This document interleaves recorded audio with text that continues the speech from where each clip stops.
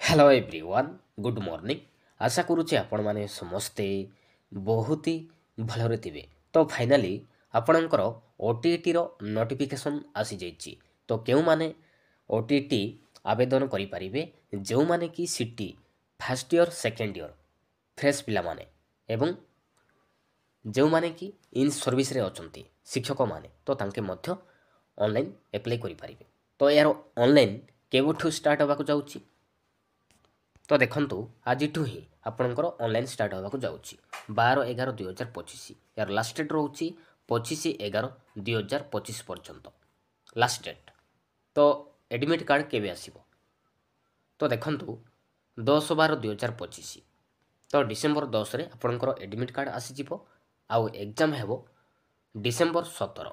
तो मासे रहिला आपणकर परीक्षा। तो आपणकर ओटीटी आसी जाइछि। तो आपण माने एबोठु ही लागि पड़ंतु जोरजार पढ़ापढ़ी आरंभ करंतु। Thank you.